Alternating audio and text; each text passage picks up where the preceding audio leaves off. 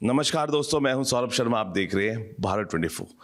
आज मेरे साथ प्रदीप ठाकुर मौजूद हैं और सीए हैं प्रोफेशन से, और जीएसटी में जो लोग उलझे रहते हैं उनकी समस्याओं का समाधान करने के लिए आज मेरे साथ मौजूद हैं। प्रदीप जी, बहुत बहुत स्वागत है आपका भारत 24। धन्यवाद सौरभ जी, धन्यवाद। सर, नॉर्मल मैन, ले मैन हम जिसे कहते हैं सरल भाषा में, वो जीएसटी में इन दिनों बहुत उलझा हुआ है। उसकी जो उलझन है उसको सुलझाने के लिए सबसे पहले अगर आप सरल शब्दों में बता पाए कि जीएसटी आखिर क्या है और कितने प्रकार के होते हैं। जीएसटी तो बेसिकली पहले तो पुराने एक्ट हुआ करते थे, तो वो मिसलेनियस एक्ट थे। जैसे आपका डीवैट सर्विस टैक्स हो गया, वो मिक्स करके वो उस लोगों को समझ नहीं आते थे। उसको है ना ऑल ओवर इंडिया करने के लिए एक नया एक्ट बनाते हैं जिसको जीएसटी एक्ट बोलते हैं। तो ये सिंपल है। तो बाकी ये डिजिटलाइजेशन जो अपना चल रहा है उसके अंडर कवर आता है। पहले मैनुअल हुआ करता था सब काम, इसमें डिजिटल सब काम है, वर्किंग है। सर, जीएसटी के आजकल कहते हैं ना कि एक खटखटाहट होती है, तो उस खटखटाहट के पीछे कहते हैं कि कोई जीएसटी का तो कोई पर्चा नहीं आ गया हमारे पास। तो उसको कैलकुलेशन किस तरीके से उसकी कैलकुलेशन हो रही है, और उसमें जो एआई प्लेयर अपना गेम कर रहा है वो क्या है, एआई का जो रोल है उसके। देखिए क्या है ना, अब पहले तो मैनुअल होता था, अब डिजिटलाइजेशन है सारा। अब तो एक क्लिक पे सारा डाटा आ जाता है गवर्नमेंट के पास। उनके पास टूल है एआई के, वो उससे किसको नोटिस भेजना है उनको मैक्सिमम जहाँ पे भी अपना टैक्स की चोरी का लगता है या टैक्स डिफॉल्ट का लगता है 2 लाख से ऊपर, उन्हीं को नोटिस भेजते हैं। वो डिफॉल्ट जो निकाल के देता है वो एआई टूल निकाल के देता है इनको। तो कई आपको लगता है कि जो एआई टूल इस्तेमाल हो रहा है वो बिल्कुल सही कैलकुलेशन करके चीज़ों को जो टैक्स की जो आप कह रहे चोरी ना हो उस पर सही काम कर रहा है? क्योंकि एआई की हमने भी बहुत सारी बातें भी हुई, बहुत चर्चाएं एआई की हो रही है। आपको लग रहा है कि जो एआई टूल है सही काम कर रहा है इस कैलकुलेशन में? देखो, गवर्नमेंट के लिए तो सही काम कर रहा है, एसएससी के लिए गलत काम कर रहा है। गवर्नमेंट को तो वो अच्छा से, पहले तो लेबर इतनी थी नहीं गवर्नमेंट के पास, तो अब क्या है कि अब एआई निकाल के दे देता है उनको सॉल्यूशन कि इस एसएससी को नोटिस भेजना है। तो वो मैक्सिमम आप देखो ना, एसएससी ही को जो नोटिस भेजता है वो एआई भेजता है, और फिर लाइन कर देता है एक ऑफिसर को कि कौन उसे डील करेगा। तो ऐसा कुछ नहीं है, बाकी गवर्नमेंट के लिए बेनिफिशियल है। सर, बहुत लोगों के जहन में सवाल है, अगर किसी ने कंपनी खोली है और उस कंपनी को 6 महीने हुए हैं और जीएसटी उसने ले लिया क्योंकि कंपनी खोली है, अगर वो अपनी कंपनी बंद कर देता है 6 महीने में, 1 साल के अंदर, तो क्या वो जीएसटी जो कैलकुलेशन है वो चलती रहेगी या जीएसटी अपने आप डिसॉल्व हो जाता है जो उसने लिया होता है? देखो, आपने अगर नई कंपनी खोली और आपने जीएसटी लिया, आपने रिटर्न ही नहीं डाली, आपका भी लेट सपोज आपका बिजनेस नहीं चला, आप रिटर्न भी नहीं डाल ले, तो आपका गवर्नमेंट 1 साल के अंदर जीएसटी कैंसिल कर देती है। ठीक है, फिर आपको रिटर्न भरने की रिक्वायरमेंट नहीं है। पर उसमें इशू कई बार ये आता है, किसी का पुराना बिजनेस है, ठीक है, अब वो 2-3 साल से चल रहा है और बिजनेस 2-3 साल से ही चला, फिर वो डूब गया, ठीक है, वो रिटर्न ही नहीं फाइल कर पा रहा, तो जब से उसने जीएसटी रजिस्ट्रेशन लिया होगा वहाँ से कैंसिल कर देते हैं।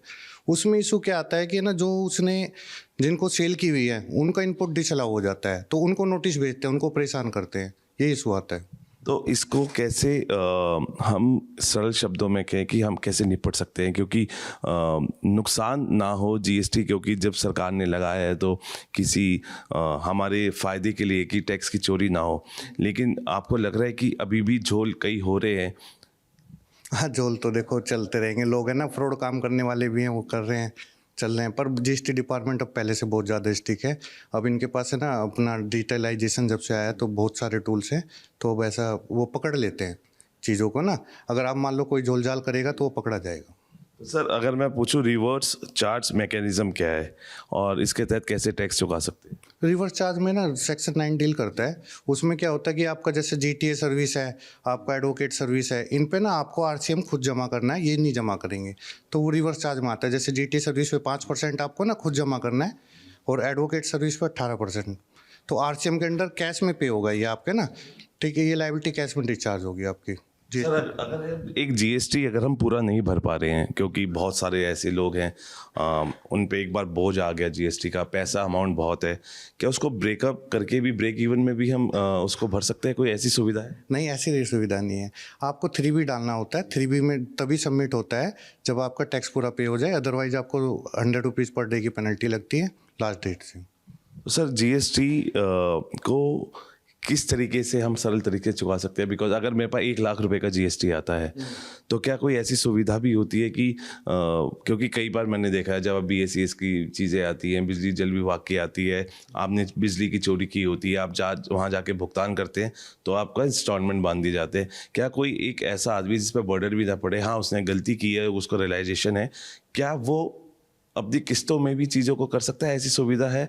क्योंकि कई बार बोझ आ जाता है, बहुत सारा जीएसटी आ जाता है। ऐसी सुविधा डिमांड में है। अगर डिमांड आ जाती है ना तो आप उसको पे कर सकते हो पार्ट पार्ट करके, जब भी आपके पास फंड आए, पर उस पर इंटरेस्ट चालू रहेगा। अगर कोई डिफ़ॉल्ट होगा, जैसे इंटरेस्ट, अगर मान लो कि आपको 1 मंथ के अंदर पे करने को बोला, अगर उसको डिफ़ॉल्ट करते हैं तो इंटरेस्ट होगा, पर उसमें पार्ट में पे कर सकते हैं उसको।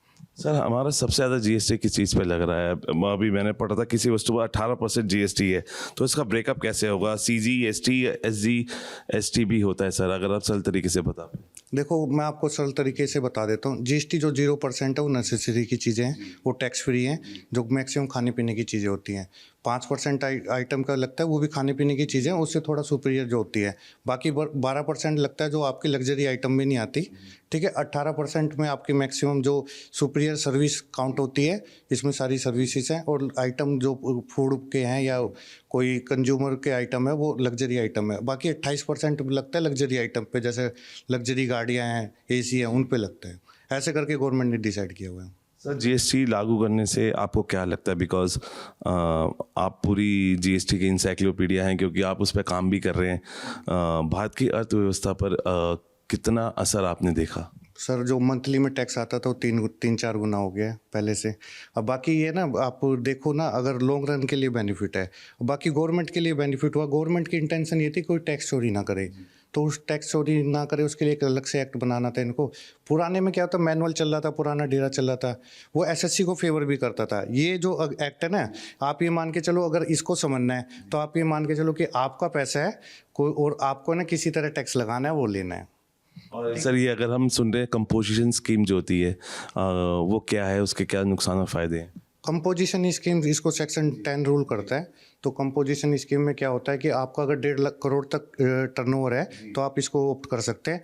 इसमें आपको ना SSC से टैक्स नहीं लेना, सेल पे टैक्स नहीं लगाना, 1% अपनी पॉकेट से जमा करो, कुछ आइटम पे 5% है, और आपको इनपुट कोई नहीं मिलेगा। ये मैक्सिमम उसके लिए बेनिफिट है जिसका कोई इनपुट नहीं होता। और सर ये इनपुट टैक्स क्रेडिट जो होता है ITC, ये क्या है और किस तरह का काम करता है सर? इसको जो सेक्शन 16(2) रूल करता है इनपुट टैक्स क्रेडिट को। वैसे तो इसमें क्या होता है, तो गवर्नमेंट ने रूल ही चेंज कर दिया। आपका 2B में जो आ रहा है, इनपुट शो हो रहा है, आप उसी को ले सकते हैं। तो मान लो कि आपने आउटपुट सर्विस दी, आउटपुट सप्लाई की, तो उस पर आपको आउटपुट टैक्स हो गया।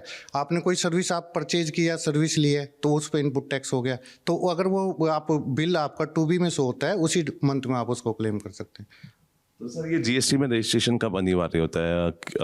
क्या हर जो कंपनी हम रजिस्टर कर रहे हैं, कौन सी कंपनी में जीएसटी, या हर चीज़ में जीएसटी अब इम्पोर्टेंट हो गया है? देखो, आपको मैंडेटरी जो गवर्नमेंट ने रूल बनाया है वो सेल टर्नओवर का क्राइटेरिया रखा है।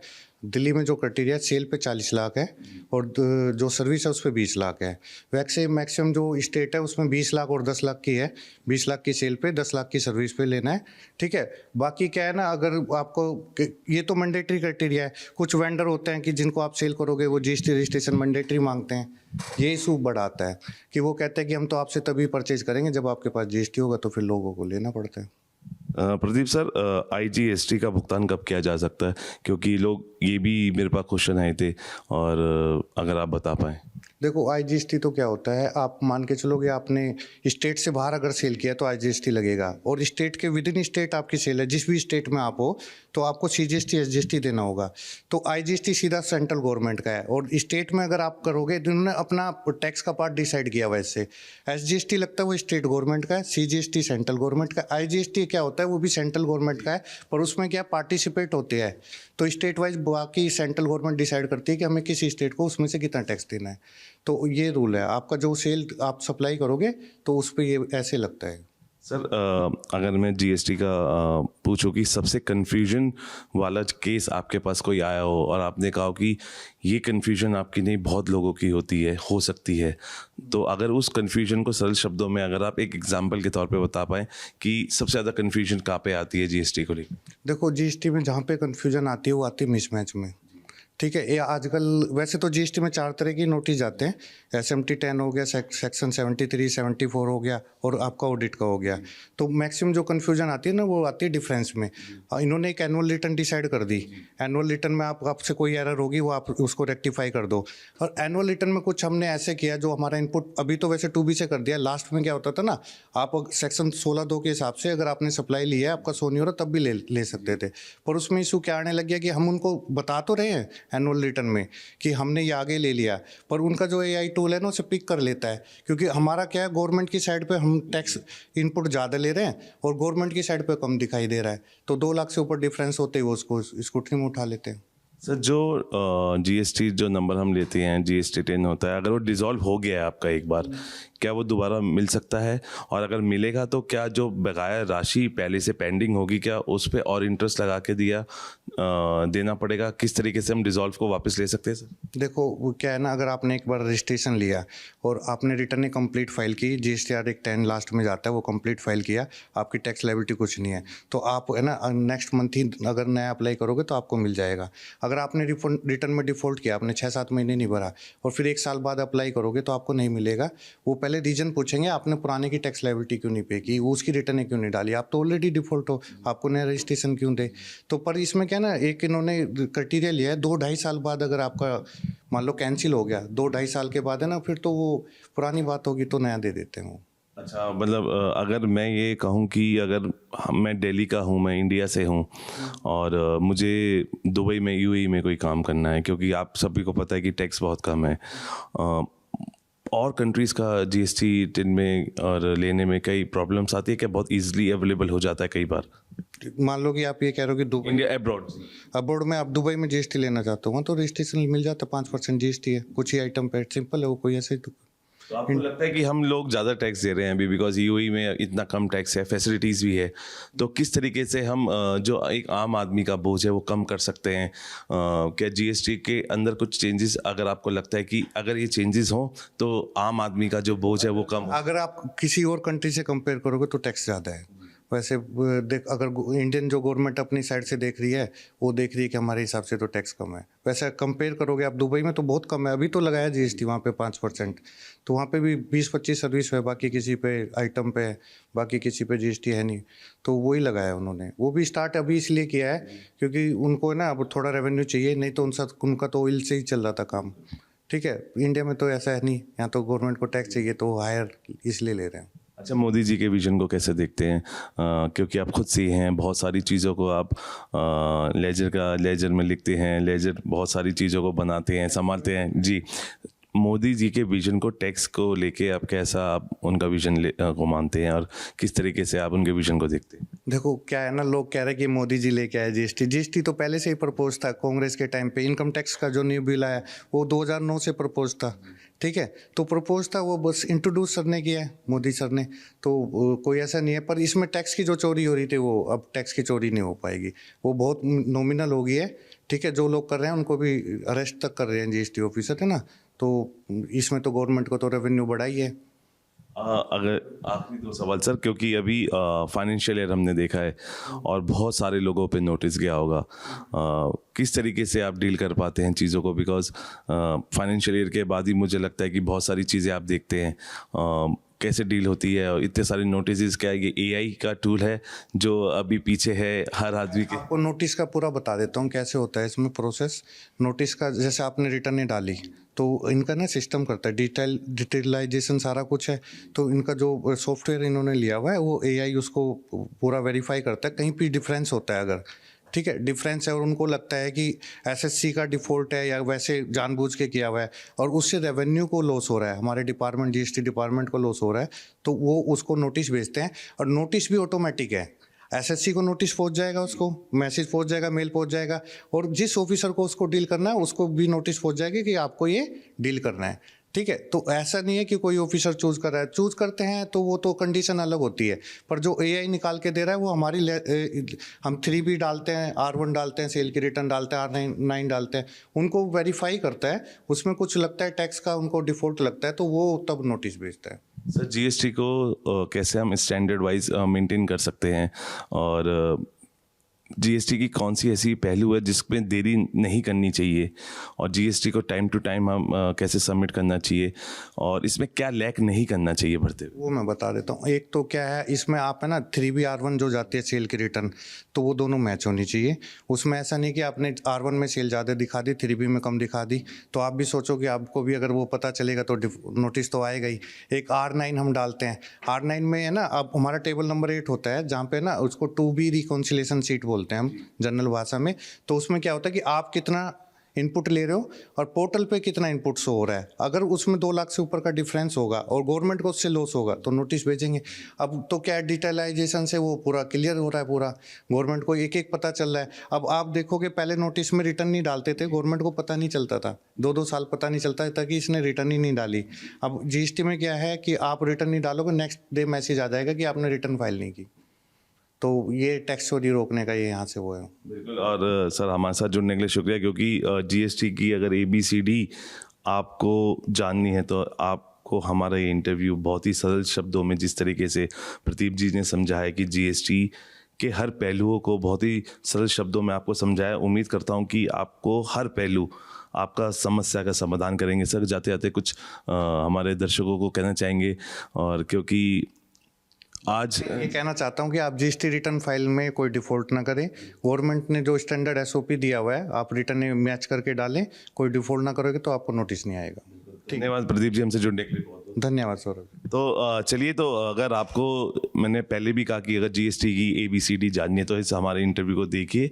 बहुत जल्दी आपको अगर जीएसटी की कोई भी समस्या आ रही है तो मुझे लगता है कि इस इंटरव्यू को आप जब देखेंगे सुनेंगे तो वो समस्या जो आपकी है उसका समाधान जरूर निकलेगा। फिलहाल अभी के लिए इतना ही। आप बने रहिए भारत 24 के साथ।